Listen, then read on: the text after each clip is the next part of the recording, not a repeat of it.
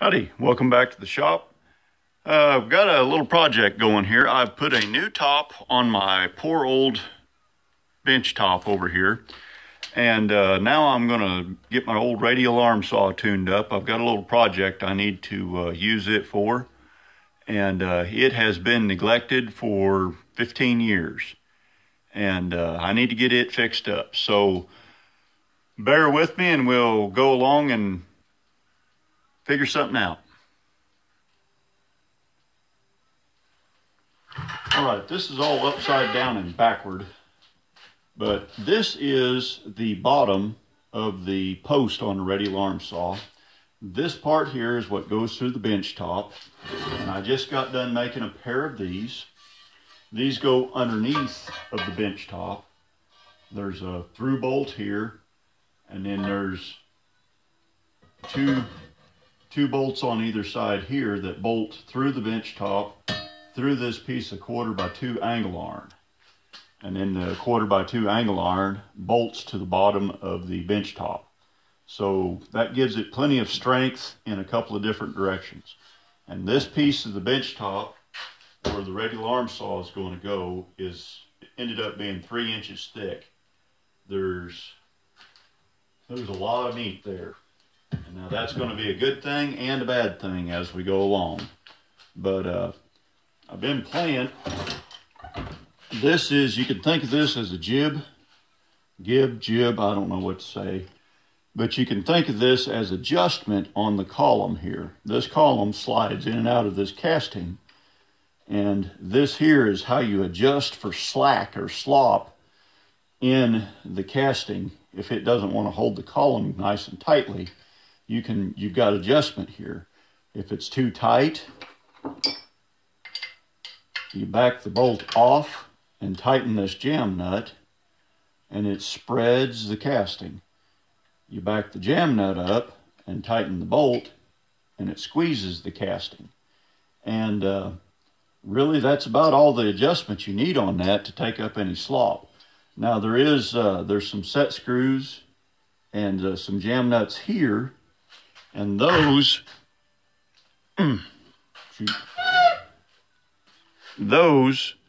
push in against this flat right here, and that flat is what locates you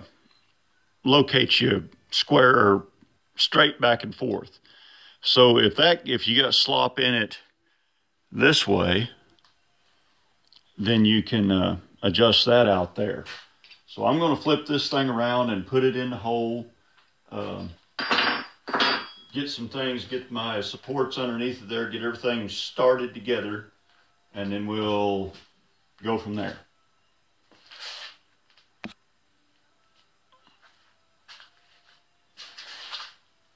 Shoot. Here's a quick tip for you, and if you've got something like this where you've got some weird, you can't get it lined up, you can't get a drift in there to line things up, either go to your belt sander or to your, take a flat file and just file off about 5 threads. Leave the root, but just take the threads off of it and then put you a nice chamfer on the end. That sure does make a bolt that's a lot easier to start. And I had to go and put some more threads on these because it was just a hair too short and I didn't want to run out of threads. So I did make more threads here. All right, so I've got this thing bolted down. I've got my ankle irons snugged in, and not tight, but 20 foot-pounds, 10 foot-pounds, something like that. Just 2-finger tight on those. We don't want to suck the bolts all the way through the tabletop.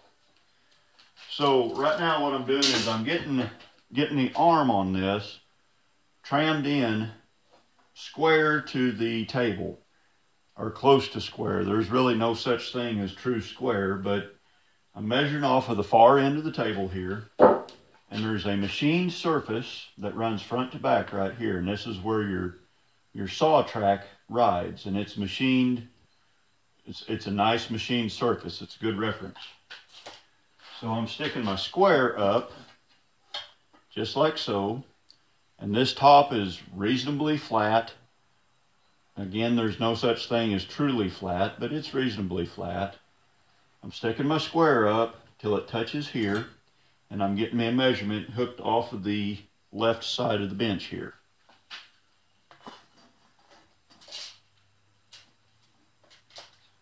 Okay, that is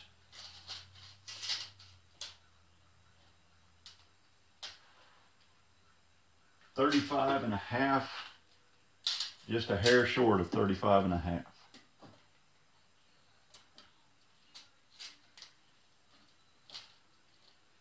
And that's just a hair over 35.5.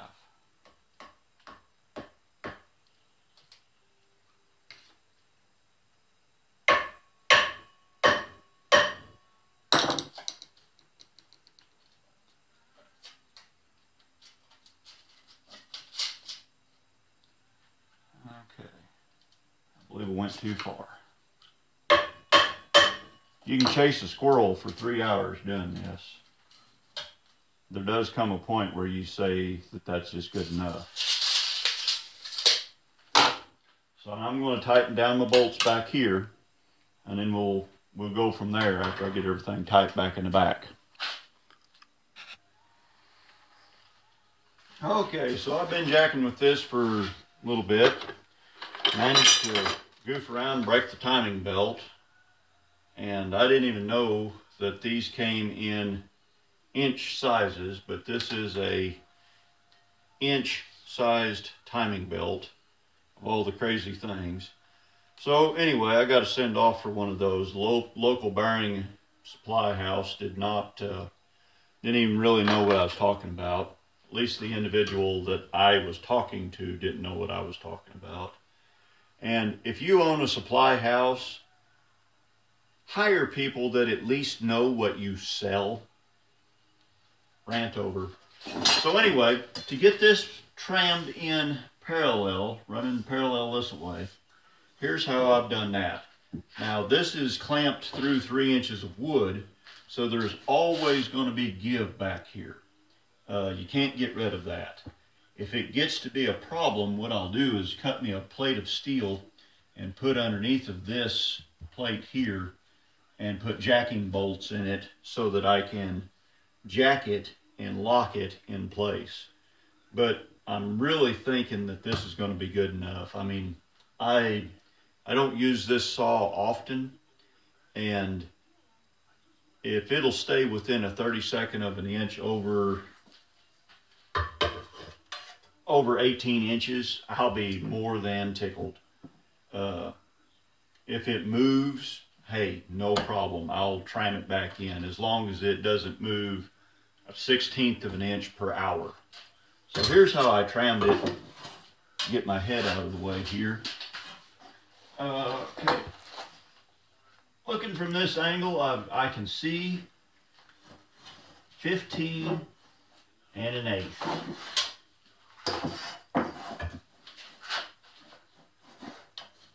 Same way over here. I can see 15 1/8.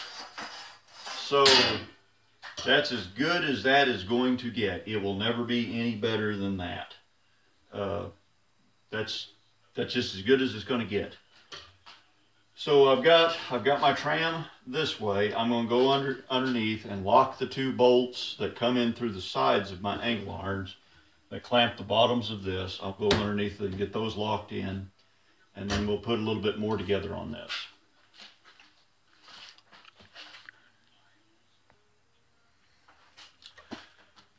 Okay, here's the top of the saw carriage. This is the saw motor, the blade's right down here. These roller bearings, they're a really cool looking little roller bearing. The edges of them are rounded, and they're what slides in the track to let the saw slide back and forth in the track smoothly. Okay, I've cleaned these up about as good as I can get them, and I have cleaned the track clean enough to stick in your eye. I mean, it's clean. And the way that these adjust, this side over here is fixed. This is just a bolt that's threaded into a hole. This bolt there is no adjustment. This is a cam. I don't know if you can see that cam. Watch again my fingernail there. So there you can kind of see it. But that just cams that bearing back and forth. And there's a lock nut down underneath. So I'm going to get these set. If I can keep from dropping my wrench 30 times. I'm going to get these set to where as I come clockwise, it's going to start getting tighter on the front and the back. There we go. So clockwise is a little bit tighter.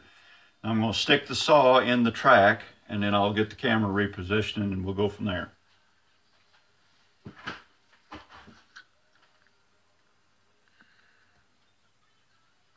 All right, so we've got the carriage in the track. We're looking at things through the top.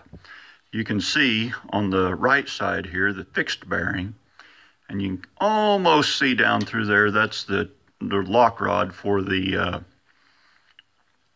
to lock the swing side to side. You can kind of see up underneath of there. You can see the bolt, the cam bolt for the left side, and you can see how much slop and play there is in all of this. Slop and play is not our friend. So this is just a crowfoot socket that has been ground on a time or two. I'm going to slip him down in there. And gently, gently, oh so gently, snug that around. And then I'm going to go over here and gently, gently, oh so gently, snug that one around. And I'm not even got a, I don't even have a ratchet on this. Okay, I've got something a little bit too snug. This doesn't take much force, torque. It don't take much. What it does take is patience and trial and error. That's feeling a lot better.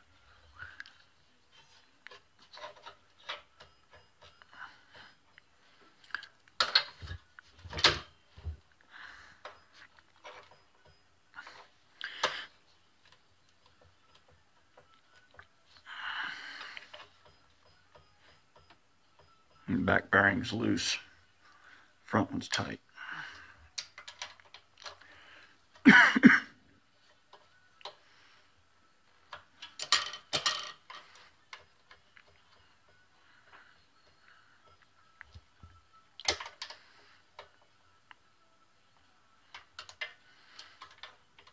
There, we got the slop out of her. Oh, nice travel too.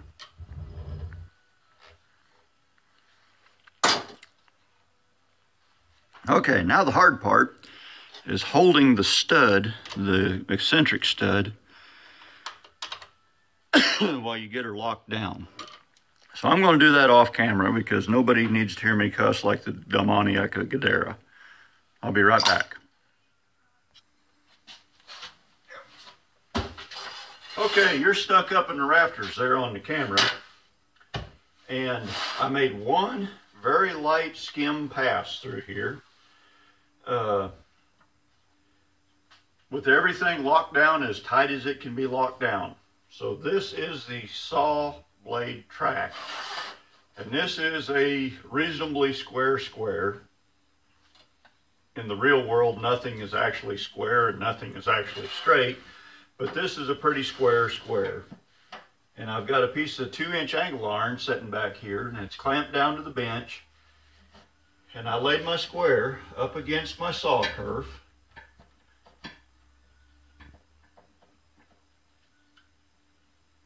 And got a good, laid down, really studied on it, and it's on there square. And to double check, I come back from the other direction, same way. So it's reading as square can get from both directions. And that piece of angle iron is as straight as I could get it. Again, there is no such thing as straight. There's no such thing as square. There's no such thing as level, but we do our best. So now I'm going to mark a line with pencil right here all the way across.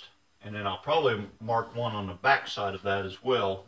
And those will be reference lines for setting the fence.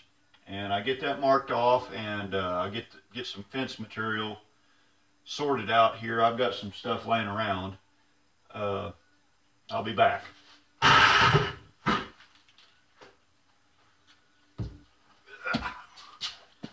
Get a remote for this damn thing. Well, that's about going to wrap this one up. I've got to order a new cog belt, or timing belt, I guess is what it's called. And then I'll finish putting this thing back apart. I've already made a couple cuts. Now, if y'all ain't really familiar with a radial arm saw, they've really got a bad reputation. They're a very handy tool. They're a multi-purpose tool. They're good for, you can rip with them, rip long ways. This unlocks, you pull this pin down and you can rotate the power head, and you can rip, you can cut dados long ways. You can use it for a chop saw, basically. You can use it to remove unwanted fingers. They're just a handy tool to have. Now, a few of the controls on this, of course, the start and stop is push buttons up here. This here, this unlocks your power head so that you can turn it 90 degrees and do a rip. Push your material in this way and rip. Now, this here is a stop. I usually, when I'm not using this or when I'm repositioning my lumber, I push this all the way back and lock that just to prevent silly things from happening. Of course, it's got a hand crank right here to crank up and down on the depth. The head tilts 90 degrees both ways. So you can roll this head over and have your blade like this and rip off 45s. You can actually flip it all the way down horizontally and put a molding head cutter on it and use it to cut moldings. I've tried that once or twice. It works. It's not a lot of fun. Does not fill me with touchy-feely confidence, but I have tried it. These used to be a very common tool. There's a lot of places won't even handle them anymore because of the liability. But if you use it and you keep your elbow locked and you bring your body back, that way if it kicks on you, it moves your whole body. That's a whole lot better. Of course, you want to use, if you're holding your stock on the right side, use your left hand to feed. If you're on the left side, use your right hand to feed. And you'll have a lot better results. I guess that's about going to wrap it up for this one. I just cut off this piece of 1x14. This was probably milled before I was born. But I just cut this. It's cut and square. Of course, you've always got to whack around on things like this. I mean, even with the detents that it has and everything being locked down, it does move a little. And I'm talking in 13.5 inches, it moved on me about a 1/16 from being square. And that can also be attributed to crud behind the rip fence. So, it does good for what it is. I really like these machines for doing cross dados. I'm fixing to build some drawers, and I'm going to dado them together. And that's the main reason I rebuilt the bench and stuff, was I need to build some more drawers. And so we'll have a video on that before too long. And some video, probably part of that video will be bench dogs and hold downs and things like that. But anyway, thanks for watching. If you've stuck through this long, thanks a bunch. Like, subscribe, share, tell your friends. Got any questions? Ask them in the comments. Y'all drive safe now. Watch for deer.